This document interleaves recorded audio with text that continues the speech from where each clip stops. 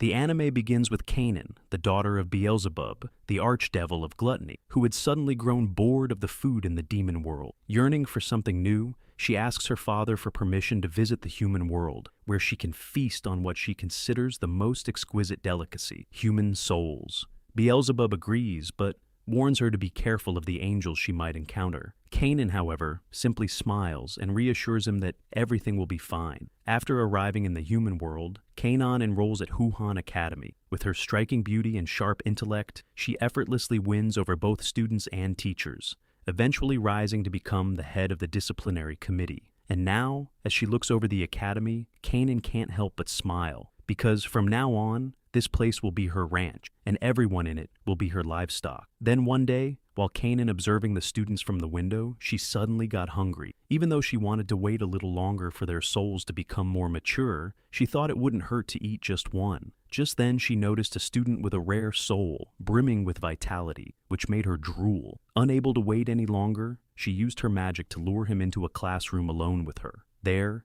she revealed her demon form and told him that she was going to devour him and enjoy his taste raw. This confused the boy, and he looked at her, thinking she must be cosplaying as a demon, and completely misunderstood her, assuming she meant a different kind of devour. So, he quickly knelt down and thanked her, shocking Kanan, saying it would be his honor, as it had always been his dream to be devoured by a devilish girl like her. With that, he then started to undress in front of her, making Kanan blush as she realized he had misunderstood her. Still, she thought this was the perfect chance, since she could simply steal his soul while going along with it. But there was one problem. She was a complete virgin. Wanting to get out of the situation, she nervously asked him if this wasn't something that should only be done by two people who loved each other. But the boy reassured her not to worry, saying he had already fallen in love with her the moment he saw her, and that he believed she had called him here because she felt the same way. Hearing the word love made Kanan freeze for a moment, as she had never fallen in love with anyone before, let alone even held hands, despite being several thousand years old. And now, as she looked at the boy's body more carefully,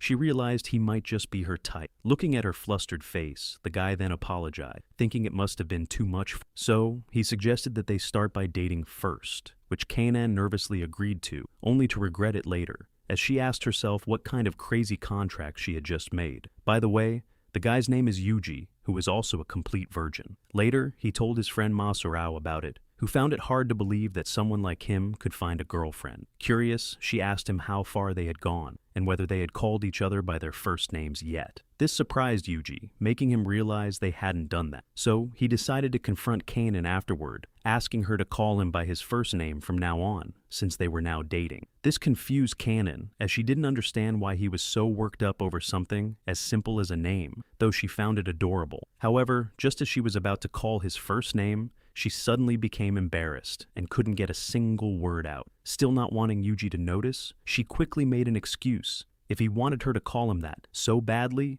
then he had to call her by her first name first. Yuji agreed and said it without hesitation, making her heart race like crazy. She wondered how he could say it so casually. Seeing her reaction, Yuji then got closer to her, while continuing to call her by her first name, and demanded that she call his name back, which only made her even more flustered. Unable to take it any longer, Kanan slapped him hard and quickly ran away. But just as she was about to leave the room, she gathered her courage and managed to call him by his first name, making him really happy. Later, Kanan begins patrolling around the school, cracking down on student relationships. After all, she wants their souls to remain pure and delicious. Just then, Yuji sneaks up behind her and asks why she always runs away from him, even though they are now lovers. This leaves Kanan speechless, unsure of how to respond. Noticing this, Yuji steps closer and tells her that he actually came to ask where they should go to make their first time truly unforgettable. The question catches Kanan completely off guard. She thinks about how perverted he must be to bring that up so soon. Shouldn't that kind of thing only happen after marriage? Still, she doesn't want him to see her flustered, so she pretends to stay calm and asks what location he has in mind. Yuji thinks for a moment and suggests the park. Shocked, Kanan immediately rejects the idea, calling him a pervert and saying it would be too embarrassing if anyone saw them. Understanding her reaction, Yuji apologizes and suggests a hot spring trip instead,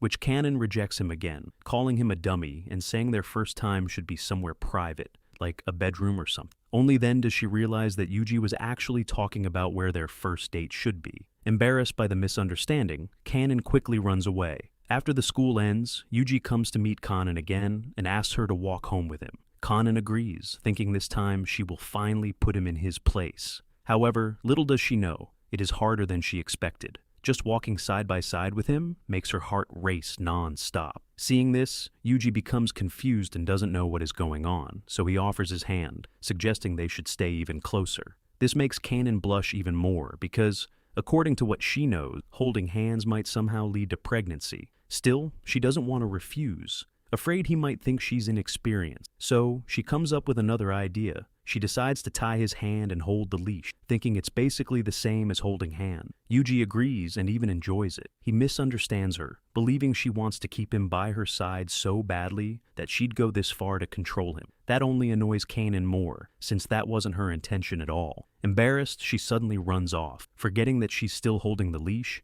and ends up dragging Yuji along with her. He then gets up and notices that they are now at the park, so he tells her there's something he's always wanted to do with her. This immediately reminds Kanan of their earlier conversation at school, causing her to misunderstand again. She worries that they're really about to do that in the park. However, to her slight disappointment, Yuji simply takes her to buy croquettes. It turns out he had always wanted to eat street snacks like this with his girlfriend. Looking at the snack, Kanan asks if there's any sauce, which makes Yuji sigh in frustration. He tells her to just eat it as it is, reassuring her that the croquettes from this shop are top tier. He explains that he has tried many places, but none are as delicious as this one. Hearing this, Kanan can't help but laugh, surprised to see this side of him, and finding it surprisingly cute. Trusting his words, she takes a bite, and is shocked at how good it actually tastes. As she eats, she notices Yuji staring at her. Curious, she asks what he's looking at. Yuji then softly replies in a casual voice that he can't help it as she just looks so cute while eating,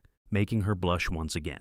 A few days later, Kanan's father began to worry about her, so he asked Ami, Kanan's most devoted maid, to check on her, and she gladly agreed. Meanwhile, in the human world, Kanan had just woken up and was getting ready for school. Since coming here, she had been doing her best to adapt to human life to avoid suspicion, especially from the fake family she had brainwashed into believing she was their eldest daughter. However, there was one problem. She had to regularly reapply the brainwashing. Otherwise, they would slowly come back to their senses. Then, as Kanan stepped out of the house, she was surprised to see Yuji waiting outside to walk to school with her. She asked him how he even knew where she lived. With a smile, Yuji explained that he had gotten the address from their homeroom teacher, who already knew about their relationship. This left Kanan speechless. Still, she didn't want to be seen walking with him, so she suddenly ran off, afraid that someone from their school might see them together, only to quickly regret it as she became exhausted almost immediately, having forgotten how out of shape she was. Yuji quickly caught up to her and handed her a bottle of water when he saw how exhausted she was. Although she didn't want to admit it, she took the water anyway. But just as she was about to drink it, Yuji told her to leave some for him. This made Kanan panic, thinking he was trying to get an indirect kiss from her. So she quickly drank the entire bottle and told him to know his place, which only left him confused. Later, on their way, they ran into Kanan's maid. She was happy to see Kanan, but before she could properly introduce herself, Kanan quickly dragged her away to a private room and demanded to know why she was there. Ami cheerfully replied that she had come to serve her, though Kanan didn't believe her at all. Yuji followed them and asked who she was, prompting Kanan to sigh and explain that Ami was her family's maid and had been her personal caretaker since childhood. She then warned Yuji to stay away from Ami, saying she was dangerous. Apparently, Ami was a predatory succubus who had no issue with cheating, adultery, or illicit affairs. So, Kanan was certain Yuji would be an easy target for her. Sure enough, the moment Ami glanced at Yuji and sensed his rare soul, she immediately pinned him down, ready to get a taste of him right then and there. But Kanan stopped her just in time, firmly stating that he was off limits. After all, he was her boyfriend? This completely caught Ami off guard. She couldn't believe that Kanan, a 1,000-year-old virgin, actually had a boyfriend, especially a human. Now curious, she immediately started pressing Kanan for details, wanting to know just how far their relationship had gone. Flustered, Kanan nervously listed everything they had done so far, like eating croquettes in the park and calling each other by their first name. Hearing this, Ami froze, unable to believe what she had just heard. She wondered if Kanan was a little kid or something, and scolded her for making things so complicated, saying she should just make a move already. Then, leaning closer to Yuji, Ami teased that if Kanan took too long, she might just take him for herself instead. But to everyone's surprise, Yuji immediately rejected her, saying that Kanan was the only girl for him. This made Kanan incredibly happy. Still, Ami didn't seem to care, and casually said she wouldn't mind sharing. This left Yuji wondering if he had suddenly become popular, only for Kanan to get angry and tell him to get away from her. Then later, while patrolling the school, Kanan was shocked to see most of the students lying on the floor, completely exhausted. Panicking, she rushed to find Ami, only to discover her just about to kiss her teacher. Embarrassed, the teacher quickly ran away. After that, Kanan scolded Ami for trying to steal her prey. To Kanan, the academy was like her personal soul farm. She carefully looked after the students so they could grow healthy and develop pure souls. Now, Ami had almost ruined all of that, before Kanan had even gotten the chance to enjoy any of it herself. Ami let out a sigh and said that was what Kanan got for dragging her feet. This only made Kanan angrier, as she explained that she had standards, unlike Ami. She pointed out that Ami would go after anyone, old men, overweight guys, girls, even delinquents. No one was off limits to her. Hearing this, Ami apologized, saying it was because everyone had their own charm. This made Kanan pause and realize that Ami always focused on the good in people. Even back in the demon world, Ami had been careless and sloppy, yet for some reason, she was always strangely popular. Kanan then took back her words and apologized for misjudging her, admitting that Ami did have standards of her own. However, she still warned her not to make any moves on her students again, as it is a hassle to keep erasing their memories. And Ami agreed.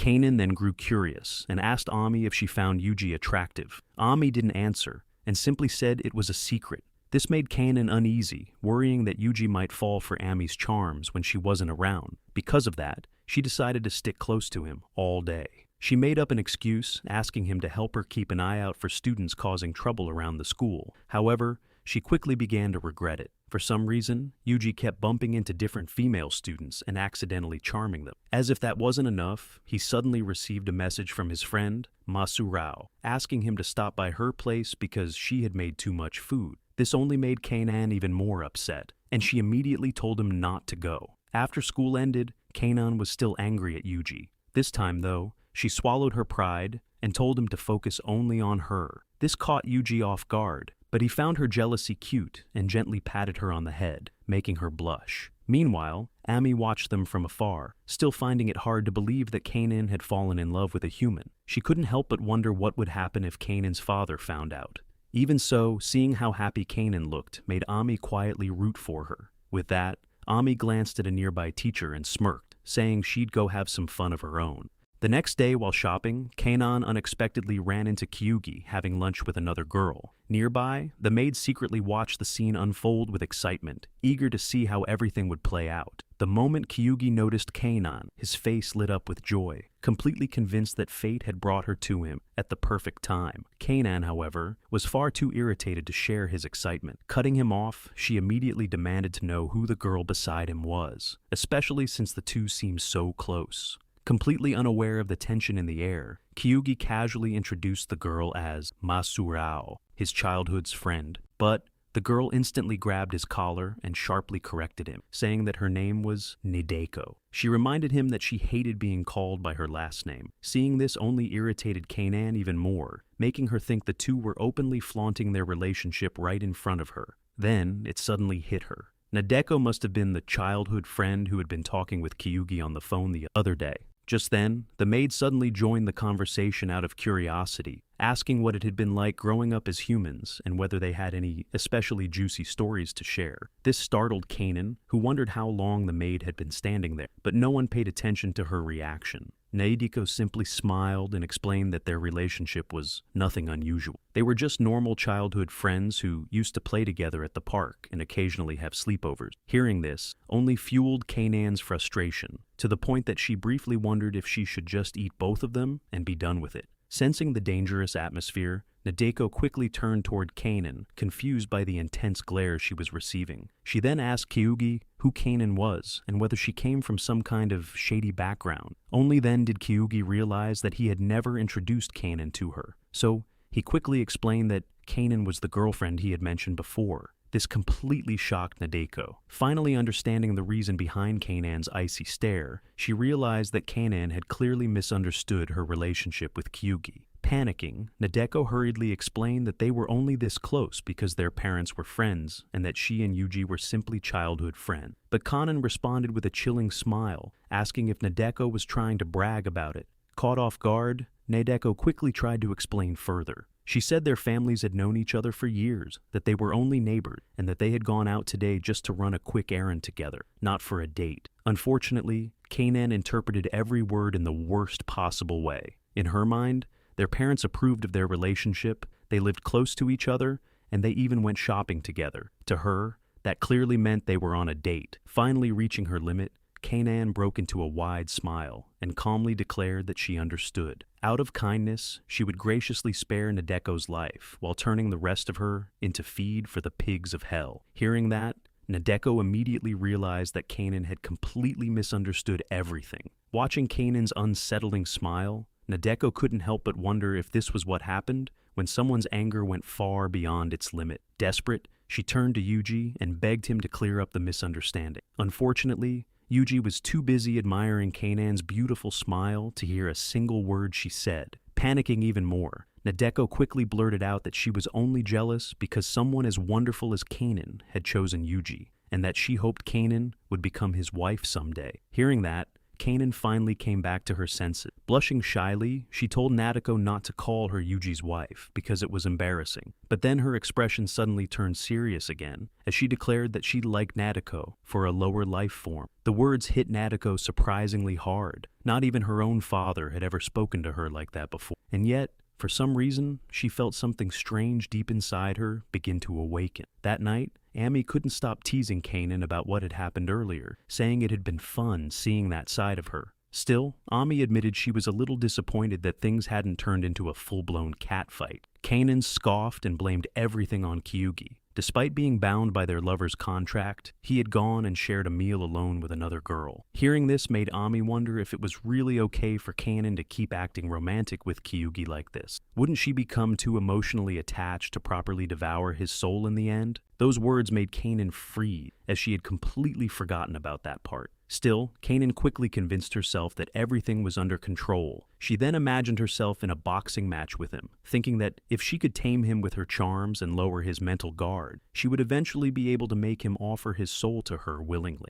After hearing her explanation, Ami suggested that Kanan's next step should be taking him on a proper date. Flustered, Kanan immediately demanded to know why she would ever need to do something like that. Ami casually replied, as if the answer were obvious, that it was to make him fall even deeper, pointing out that she and Kyugi were already lovers, so just go on a date with him and move on to the next step already. Still, Kanan hesitated, as she did not know how to go on a date, but Ami waved it off, saying it was going to be fine. They just needed to go somewhere together, eat, talk about whatever came to mind, then go home, pounce on him, and eat him up right there. Hearing this made Kanan flustered, and she immediately rejected the idea. Ami then sighed and told her that, in that case, she could just put the pouncing aside and do the rest. She pointed out that even the childhood friend had pulled it off, convincing Kanan that, as the daughter of an archdevil, she would never allow a human to show her up. With that, Kanan suddenly felt motivated and agreed. Meanwhile, her fake parents watched them in confusion and quietly wondered when exactly they had hired a maid, while her fake brother seemed too happy about it. The next day,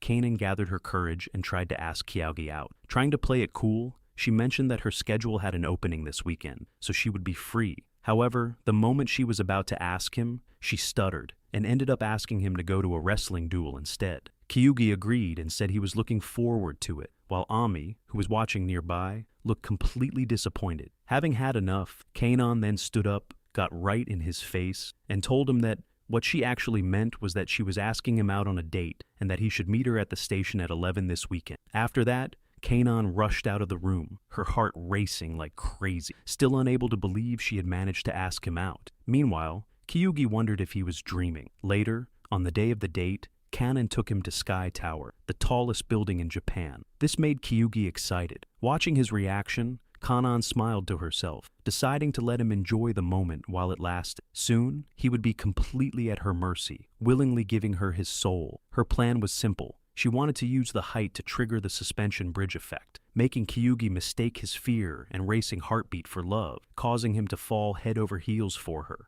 Just then, Kyugi looked at Kanan, noticing something, and suddenly started blushing. Seeing this, Kanan thought her plan must be working. She tried to hug him and pull him closer to the window, but to her surprise, Kyugi avoided her. Thinking that he must genuinely be afraid of heights, Kanan decided this was perfect and kept trying. Eventually, she managed to grab his hand and pull him against her chest. That was when she suddenly realized she had forgotten to wear a bra. Flustered, she immediately tried to save face, claiming that she had done it on purpose as part of her strategy to make his heart race. She then asked him if it was working, to which Kyugi replied that it was, and even asked her to press against him again, only for Kanan to instantly scream, "No, you lower life form." The scene then shifted to the two of them sitting at a park. Kanan was still embarrassed about what had happened, thinking that she never would have gone on this date if she had known it would turn out like this. Just then, Kyugi asked if she wanted some takoyaki, saying it was delicious and offering to feed her. Kanan hesitated even though she secretly wanted some. Realizing this, Kyugi asked if she was embarrassed about being fed. Feeling challenged, Kanan agreed, thinking that compared to the incident earlier, this was nothing. To her surprise, the takoyaki was actually delicious. She then noticed Kyugi smiling in satisfaction and asked what he was smiling about. He simply replied that he was happy. As if struck by an idea, Kanan asked if he wanted her to feed him in return, and Kyugi excitedly agreed.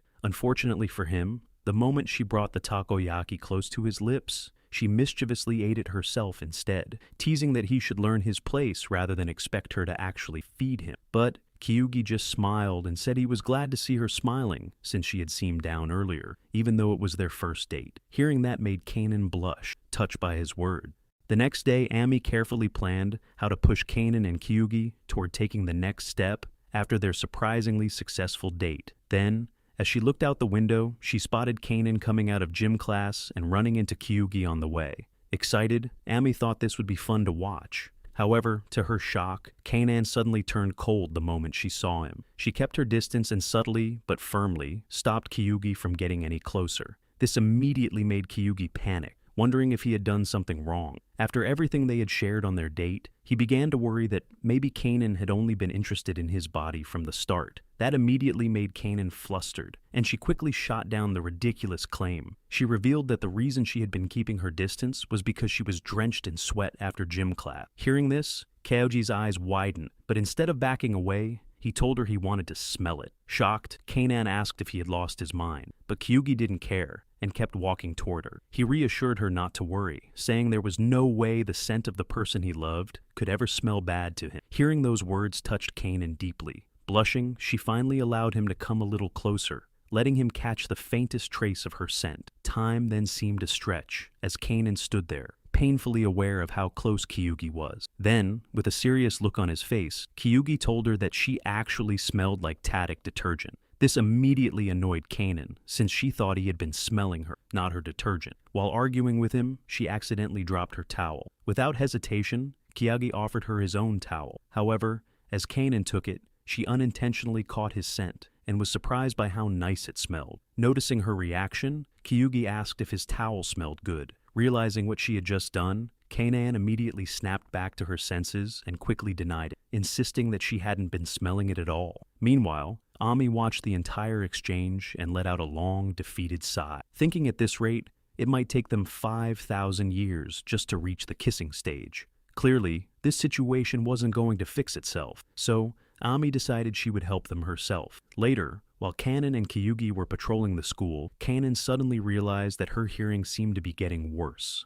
Normally, she could pick up sounds from all across the campus, but now she could barely hear anything beyond 100 meters away. At that moment, Ami, secretly watching nearby, whispered to Kyugi that he should try giving Kanan a lap pillow ear cleaning session. Kyugi immediately agreed. The scene then shifted to Kanan lying across Kyugi's lap as he prepared to clean her ear. The situation made her blush happily, since it had been a long time since anyone had done something like this for her. However, the instant Kyugi touched her ear, a sharp jolt ran through her body, causing her to stiffen in shock. She quickly realized that her ears were far more sensitive than she had expected. Even so, she chose to remain silent. But the longer it continued, the harder it became for Kanan to endure. Meanwhile, Ami watched from outside with a satisfied smile, happy that her plan was working perfectly. By the time it ended, Kanan slowly sat up, breathing heavily with her cheeks burning red. The fact that she had endured it at all felt like a miracle. Trying to regain her composure,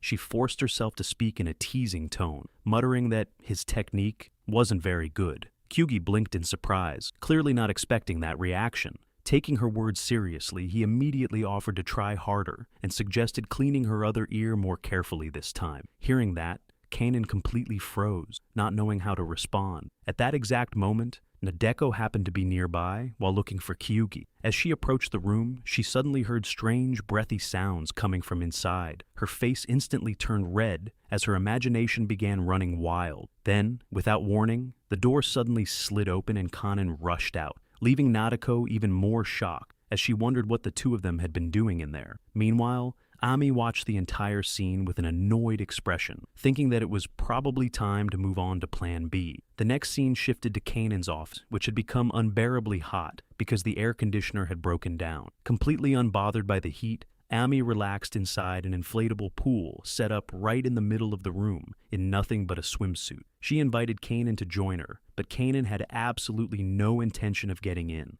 Right then, Kyugi arrived and was instantly shocked by the sight in front of him. Excited, he quickly pulled out his phone and started taking pictures, his eyes completely glued to Ami without even trying to hide it. Seeing this made Kanan jealous, so she immediately decided to change into a swimsuit as well. The effect was immediate. Kyugi's attention shifted at once, and this time, he couldn't stop staring at Kanan instead. Realizing that, Kanan immediately became embarrassed and started regretting her decision. Flustered, she quickly told Kyugi to leave. However, just as Kyugi turned to walk away, his foot suddenly slipped and he fell straight into the pool, right between Kanan's legs. The sight instantly made Kanan even more embarrassed, causing her to smack him across the face in panic. She then hurriedly tried to climb out of the pool herself, but slipped on the exact same spot and fell right back in, landing directly on top of Kyugi this time. Now completely red from embarrassment, Kanan froze on top of him, while Ami casually pulled out her phone and started recording everything, telling them to keep going. Both of them immediately denied it at the same time. Later on, that day, Ami continued trying to push the two closer together. She tried again and again, but every attempt ended the same way. They would get painfully close to a romantic moment, only for something to ruin the timing at the last second. Eventually, Ami reached her limit. If subtle hints were not going to work, then she would just force the situation herself. Dragging over a high jump mat, Ami waited for the perfect moment before suddenly shoving it straight onto Kanan and Kyugi. Kyugi reacted instantly, pulling Kanan close and shielding her as they both fell beneath the mat. The impact forced them into an even more intimate position, with Kyugi hovering protectively over her. Even then, Ami refused to stop. From outside, she kept kicking and pushing against the mat, trying to force the two even closer together, and it almost worked. Kyugi's strength finally began to give out, causing him to fall slightly forward until his face stopped only inches away from Kanan's. Kanan's face instantly turned red. Then she finally snapped and said, "That's enough!" With that, she sent Ami flying away. That evening, Ami sighed and wondered if Kanan actually had no charm at all. After all, she had created countless perfect opportunities for the two of them. Yet, Kyugi had never once tried to make a move on her. Hearing that, Kanan frowned and immediately tried to defend herself, insisting that it was only because she had never let her guard down or given him any openings. But Ami simply smirked and suggested that they test that theory. The idea immediately shocked Kanan, and she already started regretting where this was going. Later, when Kyugi came to find her so they could walk home together, Kanan pretended to be asleep in the room, leaving herself completely defenseless in front of him. Seeing her like that, Kyugi froze and didn't know what to do. He simply stood there quietly, staring at her. Kanan's heart raced wildly. She was convinced this was finally the moment where he would lose control. Outside the room, Ami peeked through the window, barely able to contain her excitement. But to her disappointment, Kyugi only quietly removed his shirt and gently draped it over Kanan like a blanket. Kanan also found herself growing frustrated. Even after seeing her like this, Kyugi still managed to keep his composure. Determined not to lose, she subtly shifted into a more alluring position, trying to tempt him even further. Even then, Kyugi somehow endured it, desperately using physical training exercises to distract himself and keep his urges under control. Seeing this made Kanan unexpectedly depressed, causing her to wonder if she really lacked any charm at all. But then, out of nowhere, Kyugi suddenly walked over and poked her softly on the cheek, unable to hold himself back any longer. The instant he realized what he had done, he immediately panicked and ran out of the room. Watching everything unfold, Ami could only let out a tired sigh, wondering how Kyugi could still run away without making a move after all that. Meanwhile, Kanan happily bounced around the room, overjoyed that her charm had finally managed to affect him after all. If you've come this far, please consider liking and subscribing for more videos like this. Thanks.